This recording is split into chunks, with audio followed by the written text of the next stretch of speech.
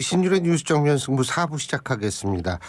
늘 드리는 말씀이지만 우물정 0945 샵 0945로 여러분들이 인터뷰한테 질문사항이 있으시거나 의견이 있으시면 문자를 보내주십시오. 그러면 제가 여러분 대신해서 인터뷰한테 질문을 드리도록 하겠습니다. 유료 문자입니다. 짧은 문자 50원, 긴 문자 100원입니다. 자, 신율의 뉴스 정면 승부 4부 민주당은 비상 중인데요. 오늘은 더불어민주당 원내대표로 지내셨죠. 우원식 의원 연결해서 현안에 대한 입장 들어보겠습니다. 우 의원님 안녕하세요. 네, 안녕하세요. 우원식입니다. 예. 이거부터 여쭤볼게요. 이낙연 전 대표 신당 만드는 겁니까? 글쎄 이제 이낙연 전 총리께서 만들겠다고 그렇게 말씀을 하셨는데 예. 당내 많은 의원들이 우려와 걱정이 지금 커지고 있는 상황이죠. 예. 아무래도 이낙연 그 전 대표와 같은 중량급 인사의 신당 창당 그것이 된다면 그건 분열이기 때문에 예. 걱정들이 많습니다. 그래서 초선 의원들 중심으로 이런 반대 서명 운동도 하고 있고요. 그리고 당원과 국민들이 바라는 것도 이거 그렇게 하면 안 된다 이런 것이기 때문에 저는 이낙연 대표께서 민주당의 대표 그리고 우리 정권의 총리를 지내셨던 입장에서 당의 분열을 막기 위해서 다시 한번 곰곰이 생각해 보실 거라고 생각합니다. 예. 그런데 이제 그 서명 운동도 하고 지금 당내에서 여러 가지 목소리가 나오고 있는데 네. 지금 민주당을 탈당한 이상민 의원 같은 경우에는 저희 방송에서 이거는 이낙연 전 대표를 고립시키는 것이 아니라 고사시키려고 하는 것이다라고 얘기를 하는데 이런 분석에는 동의하십니까? 저는 그렇게 보지 않고요. 예. 이상민 의원은 우리 당에서 탈당한 분이잖아요. 예. 그러니까 당에 대해서 이러쿵저러쿵 얘기하는 건 전 적절해 보이지 않고 예. 이낙연 대표께 당을 이낙연 대표도 당을 아주 사랑하셨던 분이고 하시는 분이고 예. 우리도 다 그렇기 때문에 지금의 가장 중요한 과제는 윤석열 정권의 폭정을 막기 위해서 다음 총선에서 승리하고 그렇게 하기 위해서는 국민들에게 민주당이 잘 단결해서 그 윤석열 정권의 폭정을 막을 거라 이런 신뢰를 주는 거 아니겠어요? 그런 마음을 그 이낙연 전 대표께 그 초선 의원들 중심으로 해서 많은 의원들이 진심으로 이야기하고 있는 거죠. 예. 만일 이낙연 전 대표가 신당을 창당한다라고 가정을 했을 때는요. 자, 네. 이게 위성정당입니까 아닙니까? 그 위성정당 글쎄요.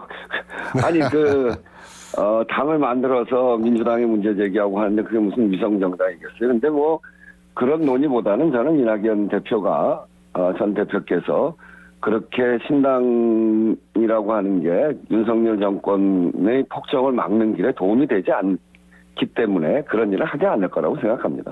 근데 우원식 의원님께서는 비례연합정당 얘기를 하셨더라고요. 제가 맞습니까? 네네. 그죠? 네, 근데 네네. 비례연합정당이라는 것하고 위성정당이 무슨 차이예요? 위성정당은 민주당이 주도해서 만드는 정당이고 예. 두 번째는 비례를 민주당이 주도해서 민주당 중심으로 비례 의석을 갖겠다라고 하는 성격이 담겨져 있는 건데요. 예. 그거는 이제 지난번에 국민의힘에서 완전히 그렇게 했기 때문에 그거를 대응하기 위해서 그렇게 했던 거죠. 예. 그런데 비례연합정당은 그 정당을 만드는 주체가 따로 쓰고 그거는 각 정파들이 같이 연합을 해서 그걸 만들고 그리고 민주당이 그 비례 의석을 독식하는 것이 아니라 각 정파, 각 정당들이 같이 참여해서 그거를 잘 관리해 나가자라고 하는 거거든요. 그래서 전혀 다른 거죠. 근데 제가 좀 이해가 선뜻 안 되는 게 더불어시민당이었던가요? 열린시민당이었던가요? 네. 왜 지난번 총선 때 더불어시민당. 더불어시민당이죠. 네, 그때 네. 그렇게 해서 그게 이제 뭐 예를 들면 시대 전환도 들어갔고 거기에 네. 기본소득당도 들어가고 여러 정당이 들어가서 거기에서 결국은 그걸 해체하면서 이제 각 정당으로 나뉘어진 거는 맞죠. 그런데 중요한 거는 원래 우리가 연동형 할 때는 군소 정당이 국회에 진입해서 다양한 목소리를 낼 수 있도록 한다는 게 취지 아니겠어요? 그런데 네, 그렇습니다. 이렇게 주체가 서로 다르다 하더라도 이게 연합을 해버리면 다양한 목소리가 단일한 목소리가 되는 거 아니에요?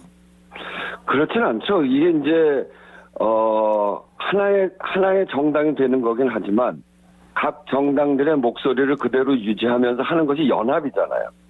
예. 그래서 각 소수 정파의 목소리는 그대로 담으면서 그 더불어시민당하고 그러면 어떻게 달라요? 더불어시민당은 민주당이 만든 거 아닙니까? 그래서 그거는 민주당 주도의 민주당의 위성정당이다 이런 비판이 가능했고 그리고 그 성과물이 대부분 민주당으로 다 들어오셨잖아요. 예. 그렇게 하지 말고 각 정파가 모여서 각 정파를 대표하는 사람들을 후보로 내고 그렇게 하자는 거죠. 그래서 그 민주당 주도의 그 정당은 아닌 거죠. 그리고 그런 지금 이제 윤석열 정권과 이런 그 총선에서 그 폭정을 막기 위해서는 이렇게 소수 정당과 민주당 야권 전체가 연합하자고 하는 겁니다. 그래서 어디가 중심으로 하자는 것이 아니고 연합해서 윤석열 정부에 맞서자 이렇게 얘기하는 건데 그걸 그냥 위성정당이라고만 얘기할 수 없죠. 알겠습니다. 그런데요. 지금 네. 우원식 대표님이 말씀하신 걸 쭉 들어보면 이게 어떻게 연동형으로 갈 것 것이다 이렇게 생각하시는 것 같아요? 아니 저는 우리 제일 큰 과제는 예. 윤석열 정권을 심판하고 그리고 민주당이 이기는 길도 찾고 그게 우리가 해야 될 과제 아닙니까? 그런 점에서 보면 민주당이 이기려면 결국 지역구 253개 되는 지역구에서 승부가 제대로 나야 됩니다. 여기를 1대1 구도를 제대로 만들자는 거예요. 한 축은. 그래서 지역구에 나가는 정당은 민주당이 나가서 그래도 승산이 있기 때문에 민주당 중심으로 지역구는 그렇게 짜고 이 비례정당은 소수정파가 좀 더 비중 있게 참여를 하면서 민주당도 참여를 해서 같은 윤석열과 윤석열 세력과 반대되는 그런 연합 세력을 짜자는 거거든요. 그런 점에서 보면 저는 민주당이 이기는 일, 윤석열 정권을 심판하는 길 이것이 연동형으로 할 때 야권의 전체가 연합 정치가 비로소 가능해진다. 그렇게 보면서 제가 말씀드리는 거죠. 제가 이거 잠깐만 여쭤볼게요. 한국행정연구원 의뢰로 한국리서치가 2022년 12월 21일부터 2023년 1월 15일까지 18세 이상 1,001명을 대상으로 대면 면접 조사를 했고요. 표본 오차는 95% 신뢰 수준에서 플러스 마이너스 3.1%포인트고 자세한 사항은 한국행정연구원 홈페이지를 참조하시면 되시는 여론조사가 있는데요. 이거를 보면은 비례대표 축소 혹은 폐지해야 된다는 여론이 51.1%를 차지하고 있습니다. 네. 그런데 이게 지금 비례를 가지고 이렇게 한다라는 이런 것들이 여론의 호응을 얻을 수 있다라고 보십니까? 이 비례대표에 대해서 여러 가지 부정적으로 보는 시각이 있고 특히나 지난번에 위성정당을 국힘에서도 만들고 민주당에서도 만들고 그래서 부정적인 인식이 있지만 그럼에도 불구하고 비례의석이 갖고 있는 아주 긍정적인 측면이 있어요. 우리 사회를 구성하고 있는 다양한 직종이 있고 다양한 세력들이 있는데 거기에 소수 세력이 지역구를 나가서 될 수가 없습니다. 국회라고 하는 거는 그런 다양한 세력을 포괄할 때 비로소 의미가 있어지는 건데 그런 다양한 세력을 포괄하기 위해서 비례의석이 꼭 필요하죠. 그런 점에서 저는 비례의석을 어떻게 잘 세우느냐도 매우 중요하고 비례의석을 통해서 여러 정파들이 그 국회로 진출해서 자기의 목소리를 낼 수 있도록 구조를 짜주는 것도 좀 필요하다고 생각합니다. 알겠습니다. 자, 좀 다른 것도 여쭤볼 텐데 네. 지금 이낙연 전 대표가 이재명 대표를 만날 가능성은 몇 %라고 보세요? 저는 얼마든지 저는 가능하다고 생각합니다.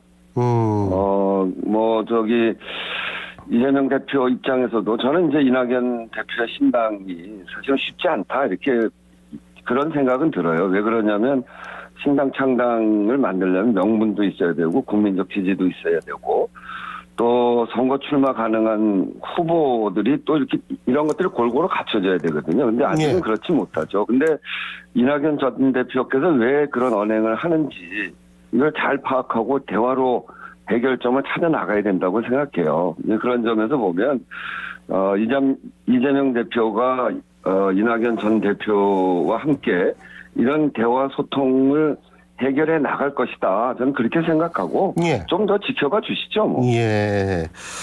알겠습니다. 그런데 그 원칙과 상식에 계신 분들의 목소리, 그죠? 네.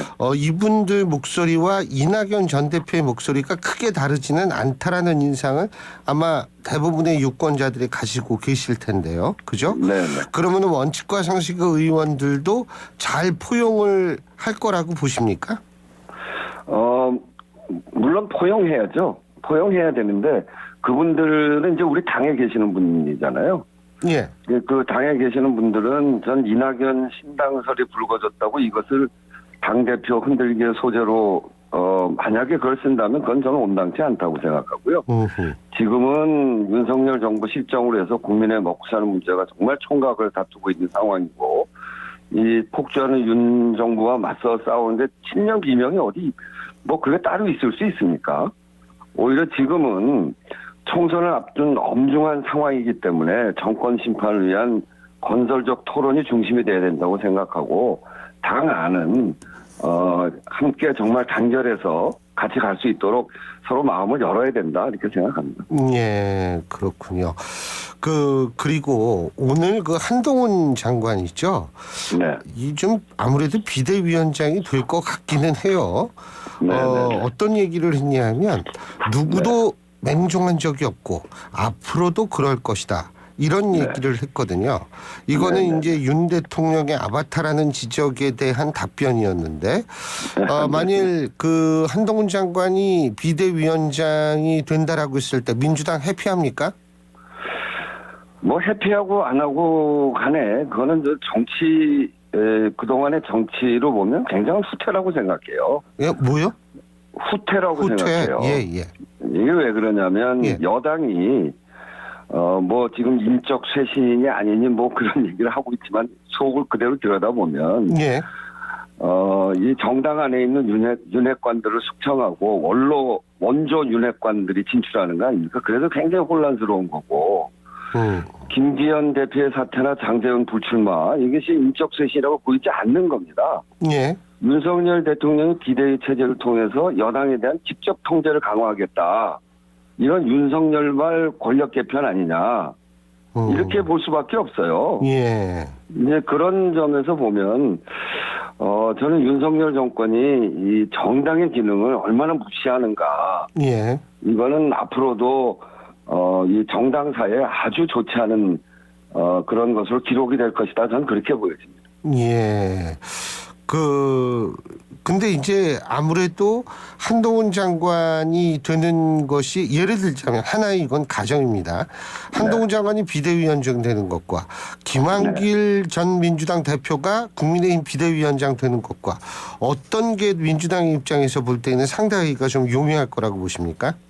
우리는 뭐 그런 거 별로 유불리 따지지 않습니다. 그거는 뭐 국민의힘에서 잘 판단해서 하겠죠. 우리는 그쪽의 실수 또는 뭐 그쪽의 잘못에 반사이익을 얻기보다는 지금 우리가 지금 따박따박 하고 있거든요. 뭘 하냐면 현역 의원에 대한 페널티 부여를 담은 당헌 개정안을 가결시켰고 또 우수한 인재 영입에도 박차를 가하고 있고 청년 3만 원 패스나 간병인 건강보험 이런 총선 민생 공약도 발표하고 있고 또 경제민주주의를 제대로 이루기 위한 개혁법안 그야말로 경제적으로 기울어진 운동장 제가 하고 있는 5대 교섭권법인데 그걸 중소기업 교섭권 가맹점주 단체 교섭권 이런 걸 차례로 지금 국회에서 통과시키고 있어요. 예. 이런 것들을 통해서 우리는 윤석열 그 정부의 폭정에 맞서고 있고 이번 총선에서 승리하는 우리의 전략을 짜고 있는 것이지 국힘이 뭘 하든지 간에 그건 관계없습니다. 그쪽에서 알아서 하라고 하시죠. 예. 별 관심이 없다. 오케이. 알겠습니다. 근데 지금 이제 국회에 통과시키고 있다 그러는데 그 민주화 유공법이 정문이 통과했는데요. 네. 이때 여당이 좀 여당을 제치고 통과시킨 모양이더라고요. 맞습니까? 네, 그렇습니다. 예? 네. 이렇게 해도 자주 해도 되는 거예요? 괜찮아요? 아니 그러니까 그쪽이 충분히 해야 되는 건데 안 하고 있잖아요. 뭐를 해야 돼요? 그러니까 민주유공자법 같은 경우에도 예. 이게 이미 윤석열 대통령도 집권하고 초기에 이 민주유공자들에 대해서 예. 표창도 하고 그랬어요. 예. 그리고 이제 이미 이 법은 우리 그 국가보훈법상에 보훈 대상자가 독립, 고국, 민주 그 중에 하나인 민주유공자를 유공자로 예고하자는 거거든요. 예. 너무나 유명한 전태일, 박종철, 이한열 이런 사람들이 민주유공자가 안 돼 있는 겁니다. 그래서 그런 사람들을 하자고 하는 건데 마치 이야기를 국힘에서는 아무나 유공자가 될 수 있는 것처럼 그렇게 얘기하고 있잖아요. 아무나 유공자가 된다기보다는 동의대 사태라든지 이렇게 인명살상 사태가 난 사건 이와 관련된 사람들이 과연 민주화 유공자냐 이런 문제제기를 하고 있는 것으로 저는 알고 있는데요. 예, 그러니까 그게 그렇지 않은 게 예. 어떤 사람들 하자는 거냐면 사망, 실종, 부상당한 이 민주화 운동을 하다 그런 일을 당한 사람들로 한정을 했고 예. 그중에서 국가보안법, 내란죄, 외환죄, 살인죄 여기에 해당되는 죄는 당연 제외됩니다. 그리고 세 번째는 보훈부가 한 사람 한 사람 다시 심사해서 결정하게 법이 되어 있어요. 예. 그러니까 거기서 제기하는 그런 문제는 전혀 관계가 없는데 아하. 그 법도 보지도 않았는지 아니면 일부러 민주당이 민주화 운동했다고 민주유공자법 일부러 해서 자기네 셀프 보상한다 이런 프레임을 씌우려고 하는 건데 실제 내용은 이렇게 돼 있습니다. 그리고 이렇게 심사를 해서 전태일, 박종철, 이한열 같은 이런 분들은 민주유공자를 인정해야 될 거 아니에요. 지금 윤석열 대통령도 이 박종철, 이한열이 싸운 87년 6월 대통령 직선제 때문에 대통령이 된 분이에요. 예. 그런 민주주의를 이루는데 혁혁한 공을 세우고 우리나라가 외국에 대해서도 자랑할 수 있는 건 가장 빠른 속도로 근대화와 민주화를 이룬 나라 아닙니까? 예. 그런 공을 세운 분들을 유공자로 하자고 하고 이런 까다로운 절차를 두고 있는데 알겠습니다. 그게 마치 아주 무분별하게 유공자가 될 수 있는 것처럼 얘기하는 거는 그거는 거짓말하고 있는 겁니다. 알겠습니다. 두 가지만 더 여쭙겠는데 우선 첫 번째 이제 국민의힘 비대위 출범했는데 민주당 비대위 하자고는 목소리 나오는데 어떻게 돌아갑니까? 들 수 있을 것 같아요? 그 비대위를 해야 될 이유가 전혀 없는데 이를테면 이제 지금 이재명 당대표의 당원들의 지지가 70%를 훨씬 넘거든요. 예. 그리고 지난번에 가장 위험했던 구속영장 청구됐을 때 그때 그 구속영장 청구라는 게 갑자기 된 게 아니고 예. 한 1년 반, 2년 동안 수백 차례의 압수수색과 이런 걸 통해서 엄청나게 검찰이 조사해서 구속영장 청구했는데 그걸 기각됐잖아요. 예. 이제 그런 점에 되면 이재명 대표가 왜 물러나야 되는지 비대위를 왜 만들어야 되는지 그게 분명치가 않고요. 그리고 또 하나는 그렇게 해서 만약에 물러나게 되면 당내 갈등과 혼선을 어떻게 하려고 하는지 그리고 비대위원장을 누가 할 건지 이건 논쟁하다 선거 준비도 못 할 거예요. 예. 그래서 이런 이재명 대표의 이성 후퇴를 제일 바라는 세력은 검찰 수사 구속영장 청구로 이재명을 제거하려고 했던 정부 여당이 제일 바라는 거 아니겠어요? 예. 그래서 우리가 이런 혼선, 예. 혼란의 시기로 들어가지 않으려면 지금 대표 중심으로 해 가야 된다 이렇게 보고 예. 기승전 이재명 대표 이성 후퇴 얘기는 설득력도 없고 당내에서 동의를 받지 못합니다. 예. 근데 이제 어차피 지금 답한 중에 있는 사건들이 많고요. 이재명 대표를 둘러싼. 여기에다가 송영길 전 대표도 구속이 되지 않았습니까? 네. 사법 리스크가 올라가니까 이런 목소리가 나온다. 이렇게 볼 수는 없나요? 아니, 그 재판은 검찰이 구속시키려고 했음에도 불구하고 구속이 안 되고 하는 재판이잖아요. 그리고. 근데 구속 여부에 따라서 무죄 유죄가 갈리는 건 아니잖아요. 그건 아닌데. 네. 근데 그게 수백 차례의 압수수색을 했음에도 불구하고 명백한 직접 증거를 찾아내지 못한 거죠. 그래서 구속이 안 된 거죠. 그래서 재판으로 그건 다퉈봐야죠. 분명하지 않은데 대표 보고 물러나라 이렇게 네. 얘기하는 거는 그건 과한 일이죠. 그런 점에서 물러나라고 하는 건 전 과하다고 생각이고요. 예. 송영길 전 대표 얘기는 그 해당 전당대회에서 저도 같이 경쟁했던 관계이기 때문에 예. 뭐라고 평가하기는 어려운데 그 재판 과정을 통해서 송 대표가 진실을 잘 규명하길 바랍니다. 다만 검찰이 이재명 대표 수사에 이어서 송 대표 수사를 통해서 총선에 개입하려고 하는 의도가 매우 노골적이라고 생각합니다. 구속이 저는 여기에 또 붙여가지고 예. 김건희 여사의 도이치모터스 주가 조작 사건, 또 예. 명품백 수수 논란 예. 이런 것에 대해서 왜 검찰이 침묵하고 있는지 이게 도저히 국민이 납득이 안 되잖아요. 그래서 국회에서 특검법을 조속히 처리하고 그리고 검찰도 이런 얘기 안 들으려면 그런 조사를 좀 제대로 하세요. 알겠습니다. 저는 검찰이 예. 여야에 대해서 그 아주 수평적인 균형, 예. 형식적인 균형이라도 맞추려고 했는데 지금 그런 균형을 전혀 하고 있지 않기 때문에 검찰공화국이라고 그런 거 아니겠어요. 예. 잘 알겠습니다. 오늘 말씀 여기까지 듣죠. 고맙습니다.